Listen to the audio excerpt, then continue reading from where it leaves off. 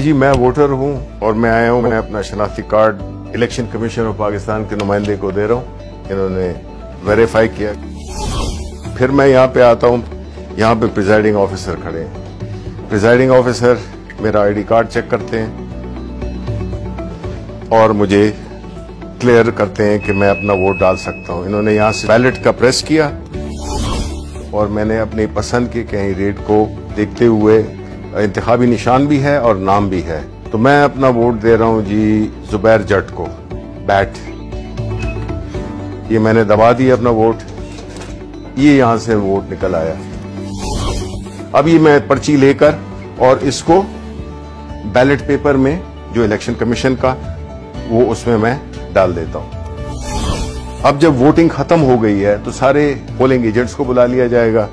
Presiding officer कहेंगे कि जी time voting का खत्म हो गया है, कोई वोटर मौजूद नहीं है जो पोलिंग स्टेशन है, सबकी तसल्ली हो गई।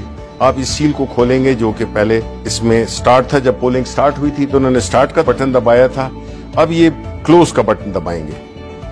अब पोलिंग बिल्कुल बंद हो गई। अब अगर ये भी करना चाहें, स्टार्ट का बटन भी दबाना चाहें दोबारा, तो ये नहीं कर सकते। अब कंसोलिडेटेड रिजल्ट्स चाहिए, तो प्रिजाइडिंग ऑफिसर फिर आप दबाएं रिजल्ट्स, ये रिजल्ट्स में, और ये आपकी उसी वक्त आपके पास पूरा जो भी कैंडिडेट्स थे, यहाँ पे चूंकि जुबैर जट को एक वोट पड़ा था तो सिर्फ उनके आगे एक वोट लिखा हुआ है, बाकी किसी का कोई वोट नहीं था।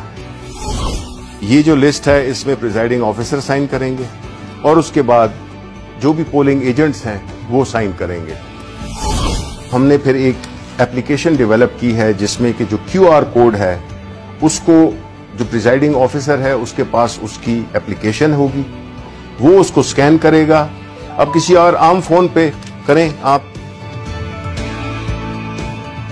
अब ये है जो एप्लीकेशन के साथ है, वो जो ही किया है आपने देख लें कि वही रिजल्ट जो कि इसके हैं वही रिजल्ट आए हैं। इसको हमने रिले करना है वापस इलेक्शन कमीशन ऑफ पाकिस्तान के हेडक्वार्टर को।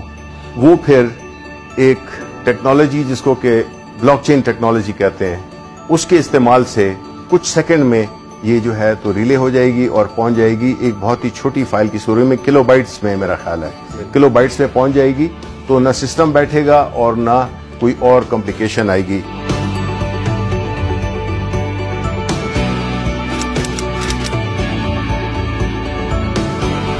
अगर कोई ये कोशिश भी करे कि वो उसी तरह का वोट पहले तो छपवा नहीं सकता, लेकिन अगर छपवा भी ले तो वो वोट इसलिए काउंट आउट होगा क्योंकि हर वोट के ऊपर एक बार कोड है।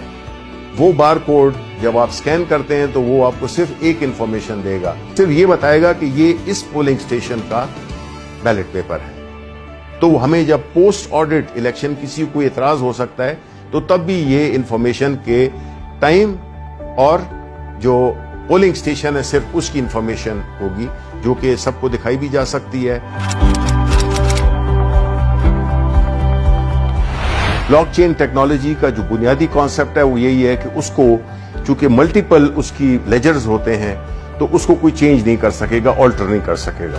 तो इसलिए जो मसला था RTS का, जिसकी वजह से इसको इस पूरे अमल को एक बदनामी का सामना करना पड़ा, उसका हल भी हमने निकाल दिया है। जब एक वोट डल जाए तो ये मशीन डीएक्टिवेट हो जाती है और जब तक के बैलेट का बटन न दबाएं प्रिजाइडिंग ऑफिसर, वो जो इजाजत थी वो एक ही वोट के लिए थी।